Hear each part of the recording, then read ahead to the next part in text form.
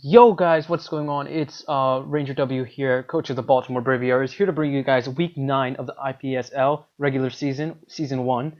Today we're going to be facing off against Ex.Virgo, coach of the Royal Guard of Wars. Of course, if you guys don't know, Ex.Virgo is the one who handles all the spreadsheet. Without him, this would not be possible, so I'd like to thank him very much for being a part of this league and helping with everything. He is, of course, the manager of the D League, and he's had a rocky season so far, and he's in the race for playoffs right now. He's currently if the season were to end today, he would make playoffs with a 2-6, 2-6, 2-7 record as of now. So yeah, that's kind of not so good going in to the playoffs, but he's looking to pick up a win here. He brought some of this. Looking at his team, he brought some of the scariest things possible, like nothing wants to go up against my team. I was hoping he would bring the S Cavalier like he did last week, or maybe the Illumis last week. I'm sorry, last matchup. But he brought literally the scariest things he could have brought in. The top tier Pokemon he could have brought in. I knew the Victini was coming, but Keldeo scary as anything if I don't have Togekiss to deal with it. Because other than that, it could Sacred Sword, Hydreigon, Sacred Sword, Lopunny if it's Scarf. It could do a lot of work to my team, even to these two psychic types over here, and of course Scald Burn. It's not Burn, but Scald my Entei, and so I only have the Togekiss to keep it in check. I'm not too worried about the Mega Sableye as I should be. I know it gets the party Will-O-Wisp before it Mega Evolves, but I do have something on my Lopunny to handle that, and especially the Gliscor. I'm kind of worried about if it's a defensive set, because I only have ice coverage on Jirachi, and that's Icy Wind. I think I over-prepped for the Escavalier, which he didn't even bring. And he does have some scary things, like maybe Toxic Spikes on Roserade. Of course, V-Create on this bad boy is always as scary as enough. And then Blastoise can take hits from Entei for days, like at least 3 Sacred Fires. I'm banded this week, so he could take a lot of those hits. But I am running, let me just go over my team real quick. I am running Rocky Helmet Hydreigon to just completely check a physical Victini. So I'm kind of worried for the Dazzling Gleam on Roserade, Victini. I don't think anything else gets a Fairy type coverage on his team, but that's some scary stuff. And then Ice Beam, of course, on Blastoise, and Icy Wind on Keldeo. But other than that, I'm not too worried about Mega Sableye as much as I should be. I know I have 2 Psychic types that he could set up Calm Minds on me, so kind of worried about that, but I feel like I have enough either coverage on my team to deal with it. Anyway, let's get right into this. He's going to lead off with his Gliscor. I kind of predicted that. I was really thinking he would lead off with the Gliscor. So I led off with Jirachi, the only mon that has ice coverage, because everything else, nothing. Well, actually, I have Mega Lopunny with Ice Punch. Other than that, I don't have the best coverage, and I didn't want to lead with Mega Lopunny because this didn't feel like that was a good lead. I feel like I needed it for later in the game to sweep down some of his threats that have been dwindled down ever so slightly. So I'm going to stay in here. I'm going to go for the Icy Wind. I want to slow down anything that comes in on his team. I predicted maybe the Victini to come in, maybe want to fire off a V-Create right off the bat. So I went for the Icy Wind to ensure I'd be faster than it. So then I go for the T-Wave, even still predicting a switch out, but it was good to T-Wave the Blastoise. You can go for the Dark Pulse. That does a heck of a lot of damage. That does a lot of damage. I know you see generate teams say it doesn't do much, but 33%, that's a lot. Especially for something like Jirachi to take that big of a hit. He's going to go for a Scald, probably fishing for a burn or a switch out into maybe something that doesn't want to take a burn. So I'm going to Togekiss. Didn't see I knew he was probably gonna go for the Dark Pulse, so I switched that. I think I gained health from taking that one. So I'm gonna go for T-Wave. This kind of poor play here. I predicted him to switch out. Kind of surprised he didn't, because I thought he would have Heal Bell on something like or Aromatherapy, sorry, on something like his Roserade, which he did have last time. Heal Bell or Aromatherapy, sorry.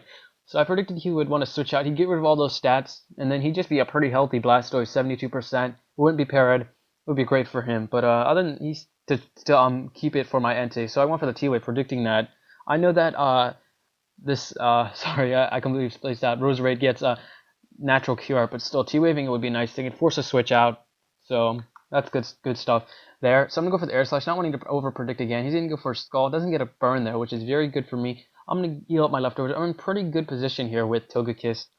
You see Blastoise is just shrunken. Sorry, it's a little slow. I'm going to go for an Air Slash. That does a decent amount of damage. But then, of course, he's going to get his Toxic Orb. So that just completely lessens the amount of damage. He went for Swords Dance. I was so scared. I was just beyond scared right now. I was like, I was literally like, shnikes. I'm going to get swept here by this thing. If it gets Stone Edge, I believe it does. It could literally sweep but then he went for the poison jab, and I missed an air slash. Kind of didn't matter there. It wouldn't have done enough, but if I would have gotten a crit on that air slash, that would have been money to the bank. That would have been money to the bank for sure. I'm going to switch out here. Don't want to take a poison jab. I knew he was probably going to go for a poison jab. Going for EQ was kind of risky, predicting the Jirachi, but he could have done it, which is definitely risky to go out into Jirachi, but I had nothing that wanted to take up +2 anything from Glasgow. So I go for the Icy Wind. I'm going to slow this down even further. He's just so slow out there. He's paralyzed, and he's -1 speed. He's just slow as heck right there. He's really slow. Just slower than slow. He's going to go for the Dark Pulse here. He's trying to hit what's in front of him. Didn't want to over-predict. Maybe over-predicting would have helped him out, going for a Scald, because that would have done a decent amount to Gagio. I'm going to go for the Roots here, predicting the switch out. You can go on this glass. Like, Shnikes, he's going to do it again. He's going to set up a Swords Dance again. Don't do it. Don't do it, Virgo. Please don't do it. Don't set up another Swords Dance. But he's going to go for the Stealth Rocks. Not the worst thing, but I do have 2 mons that are weak to rocks in Entei and Togekiss, so I don't really want those. But it's ideal. I'd say it's pretty ideal. I'm going for the Moonblast. That does nothing. I'm max special attack timid Life Orb. So that thing's a special wall, definitely. So I'm gonna go for another one. It just does not KO. What the heck, bruh? What the heck? What the heck, bruh? Like, why? Why do you not KO? Like, it doesn't matter because I went onto this thing, went for a fake out. Does a decent amount of damage. I was predicting he was gonna bring Scarf the way he switched it in right there. I know this thing doesn't want to take a Frustration, or even if I was bringing High Jump Kick it, or I'm sorry, Fake Out Last Resort. He does not want to take that, so you can go for Secret Sword. Try to kill what's in front of him. Can't blame him for that. That was what he had to do right there. But you can go out in this thing. Man, Togekiss has nothing for this thing, man. I wish he got Ice Beam. I would have brought it this week. I would have done a pretty decent amount, or maybe even O-Code the Sky Score, which would have helped out a lot, because then it would have kept a lot of my mons healthier. So I'm going to go to a low punny here. You can go for an SD. I was like, Shnikes, he's doing it again. He's just setting up on me, man. Calm down, Virgo. Quit setting up. So I'm going to go for the Ice Punch here. I'm going to KO it. That was kind of risky, because I knew he could go out into his Victini, get a pretty free switch in there. Or even Keldeo. That could take an Ice Punch. So I'm going for that Jump Kick here. I had some real balls going for that, because I had Facade on this thing to take Will-O-Wisp, so it wasn't too bad. But I switched out here because knowing this thing was most likely Scarf. So he goes for the Icy Wind. I probably could have stayed in there and KO'd that thing with the high jump, with the Facade. I think I was running Frustration and Facade. I don't know why. Don't ask me. But other than that, yeah, I go for the T-Wave here. I know he has Natural Cure, so he's probably gonna switch out here, or switch out eventually, and then heal himself up. Which kind of sucks. Sucks very much, actually. So he's going to be under this thing. This is not KO, so I know he's not max attack, because that should have KO'd me right there. Kind of hoping he missed, but I do get paralyzed, which kind of sucks a lot. Because that sucks enormously, actually. Because if I wouldn't have gotten parried there, I could have air slashed him, and nothing wants to take an air slash on his team. That Ball Strike para really did me in real good on that. So he's going to go into his Keldeo. I'm going to go for the Fake Out. Do not want to stay in here, because I know, of course, he is Scarfed. Wasn't sure what to switch out into, though. So I switched out into my Uxie, which could take any hit from this thing. It could take the Scald. I probably should have went out into my, no, that's the whole best thing I could have went out into, sorry. Nothing else has the proper coverage for that thing. So I'm going to go for my Rocks here, because I know he has Victini, and, yeah. So he has no way to get rid of these Rocks. If Victini wants to switch out, it's going to lose 25%.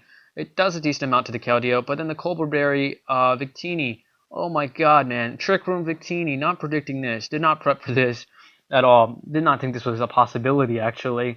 Looking at my team, I do have some slow threats, but nothing slow that I brought this week. Slowest thing is Togekiss. I already have stuff like Cofagrigus, and yeah, he has some pretty slow mons. But I'm gonna go out into this thing.